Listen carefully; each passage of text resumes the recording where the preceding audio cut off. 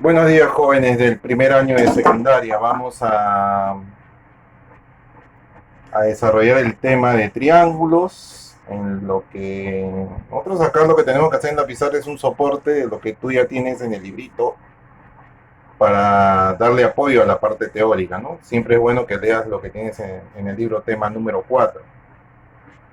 Luego vamos a ver lo siguiente, ¿no? Lo que pasa aquí es que aquí, por ejemplo, en un triángulo, tú ya sabes que es un triángulo, es una figura que tiene tres lados, tiene tres vértices, tres ángulos interiores, bueno, son las características propias del triángulo, ¿no? Lo principal que tienes que, en esta parte del camino, reconocer es qué elementos tiene un triángulo. Tiene vértices, que son las puntitas, tiene los lados, que son los segmentos que forman el triángulo, y nada más. Con eso es suficiente para empezar. Primero entonces voy a trabajar con los ángulos interiores que tiene un triángulo, ¿no? Así. ¿Cuánto suman los ángulos interiores en un triángulo? Muy bien. Sus medidas van a sumar siempre 180 graditos. Luego, siempre que tú prolongues un lado en un triángulo, vas a obtener un ángulo exterior. Ese ángulo exterior también lo puedes calcular. Pero ¿cómo puedes calcular ese ángulo interior? Ese ángulo exterior, perdón. Ojo, el ángulo exterior siempre se forma prolongando un lado, ¿sí?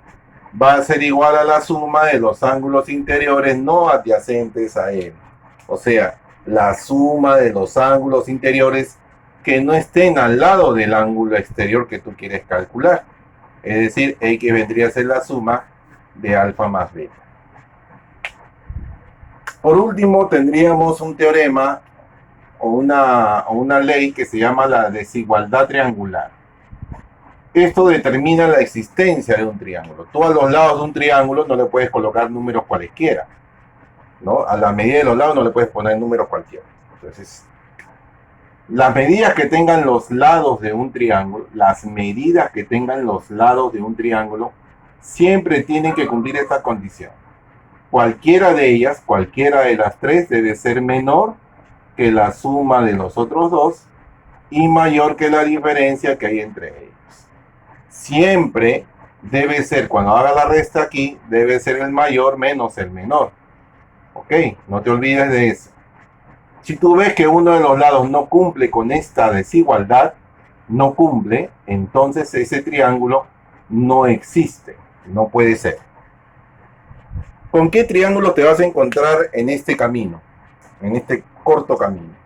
Con estos triángulos que aparecen. Uno de ellos vas a tener que utilizar. Por ejemplo, el escaleno es el que tiene los tres lados diferentes. El isósceles es el que tiene dos lados de igual medida. Y el equilátero es el que tiene los tres lados de igual medida. ¿Qué implica de que los tres lados sean congruentes?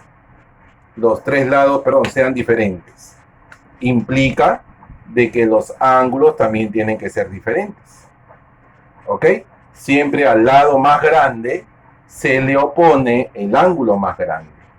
Al lado más pequeño se le opone el ángulo más pequeño. En el caso del isósceles, si yo tengo dos lados que son de igual medida, los ángulos que se oponen a esos lados también deben de ser de igual medida. En el caso del triángulo equilátero, los tres ángulos, como los tres lados son de igual medida, los tres ángulos interiores también. Y como los tres tienen que sumar 180, cada uno de ellos debe medir 60. Pues. Acuérdate, los triángulos equiláteros tienen ángulos que miden 60, aparte de tener sus lados iguales. En el caso del triángulo acutángulo ya la cosa es un poquito más seria, digámoslo así. Para que un triángulo sea acutángulo, ¿qué debe pasar? Todos los ángulos deben ser de medidas menores que 90.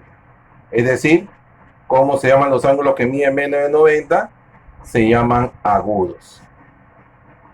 Bien, en el caso del triángulo rectángulo, es un triángulo bastante interesante, ya lo vamos a estudiar con detenimiento más adelante. Es el ángulo que tiene un ángulo recto. Ahí está. Ese es el ángulo recto, tú sabes que se representa así gráficamente, ¿sí? Muy bien. Y acá ya te estás acordando de un teorema por ahí, ¿no? Los lados que forman el ángulo recto de un triángulo rectángulo tienen un nombre. Ambos se llaman catetos. Catetos. ¿Y el tercer lado cómo se llama? Muy bien, se llama hipotenusa. ¿Sí? Muy bien. Ya para terminar con esto, fíjate. Si este ángulo mide alfa y este ángulo mide beta, la suma de alfa más beta debe ser ¿cuánto? Muy bien, 90. Porque como ya tienen 90 y suman los 380, obviamente alfa más beta es 90. Finalmente, joven, tendríamos el triángulo obtusángulo.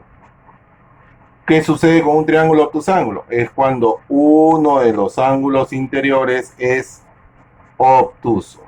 Y debe recordar siempre que el lado opuesto al ángulo obtuso es el lado mayor. Esto sucede en un triángulo obtusángulo. Bien, jóvenes, entonces ahora proseguimos con el siguiente bloque para resolver algunos ejercicios. ¿Ok?